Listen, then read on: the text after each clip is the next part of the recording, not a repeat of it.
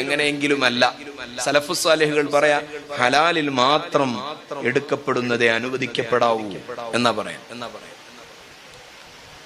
അതിൽ ഒന്നാമത്തേത് നമ്മൾ കരുതിയെങ്കിൽ മാത്രമേ. മഹാന്മാരായ ഇമാമുമാര് പറയുന്നത് കാണാം, കുട്ടിയെ മുലയൂട്ടുന്നിടത്ത് ബയോളജിക്കലി മെഡിക്കൽ സയൻസ് പറയുന്നത് ആ ഉമ്മയുടെ ഭക്ഷണത്തിൽ കുട്ടിക്ക് സ്വാധീനമുണ്ടെന്നാണ്. ഉമ്മ കഴിക്കുന്ന ഭക്ഷണത്തിന്റെ സ്വാധീനം മക്കൾക്ക് മുലപ്പാലിലൂടെ ലഭിക്കുമെന്നാണ്. അതുപോലെ തന്നെ ആ സമയത്തുള്ള ചിന്തകൾ മക്കളെ സ്വാധീനിക്കുമെന്നാണ്. മുലയൂട്ടുന്ന സമയത്ത് ബിസ്മി ചൊല്ലാതെ മുല കൊടുക്കരുത്, ഹലാലല്ലാത്ത സംസാരങ്ങൾ ഉണ്ടാകരുത്, ഗീബത്ത് പറയരുത്, നമീമത്ത് പറയരുത്, കളവ് പറഞ്ഞുകൊണ്ട് തോന്നിവാസങ്ങൾ പറഞ്ഞുകൊണ്ട് ചെയ്തുകൊണ്ട് മക്കൾക്ക് മുലയൂട്ടരുത്.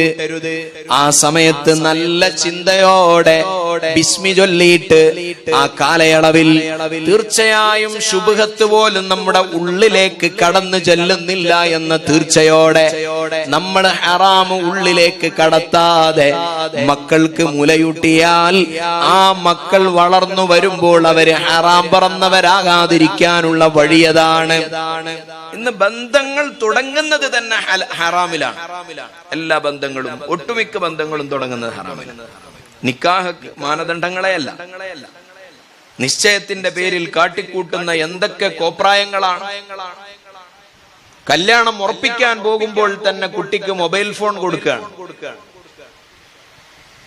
ഇന്നലെ ഒരു പെൺകുട്ടി കല്യാണം ഉറപ്പിച്ച കല്യാണം വേണ്ടെന്ന് പറഞ്ഞു എന്ന് പറഞ്ഞിട്ട് അദ്ദേഹത്തിന്റെ ആങ്ങൾ എന്നോട് സങ്കടം പറഞ്ഞു. അപ്പൊ എന്താ ഉറപ്പിച്ച കല്യാണം വേണ്ട എന്ന് പറഞ്ഞത്? അവൻ ആദ്യം ഒരു തവണ നിശ്ചയത്ത് കഴിഞ്ഞിട്ട് ഈ ആൺകുട്ടി ഇവളോട് ചാറ്റ് ചെയ്യാൻ വേണ്ടി ശ്രമിച്ചാൽ, അപ്പൊ അവള് പറഞ്ഞു ഇത് വേണ്ട, കല്യാണത്തിന് ശേഷം മതി. രണ്ടാമത് ശ്രമിച്ചു, അപ്പോഴും പറഞ്ഞു. മൂന്നാമത് ശ്രമിച്ചു, ഇവനിത് എങ്ങനെങ്കിലും ചാറ്റിംഗ് തുടങ്ങണം. അപ്പൊ അങ്ങനെ ചിന്തിക്കുന്നവർ ഇക്കാലത്തുണ്ട്. ഇന്നിപ്പോ നിശ്ചയത്തിന് വരുമ്പം തന്നെ മൊബൈൽ ഫോൺ കൊടുക്കുന്നു, അവര് കണ്ടുമുട്ടുന്നു, ടൂറ് പോകുന്നു, ഒരുമിക്കുന്നു, സംഗമിക്കുന്നു, എല്ലാം. നിക്കാഹൊന്നൊരു മാനദണ്ഡമേ അല്ല, തുടക്കം തന്നെ ഹറാം. പിന്നെ മക്കളെ പറഞ്ഞിട്ട് കാര്യമുണ്ട്? മക്കൾ ഹറാം ആവുന്നതിന്റെ ഒന്നാമത്തെ അടിസ്ഥാന കാരണം നമ്മൾ തന്നെയാണ്.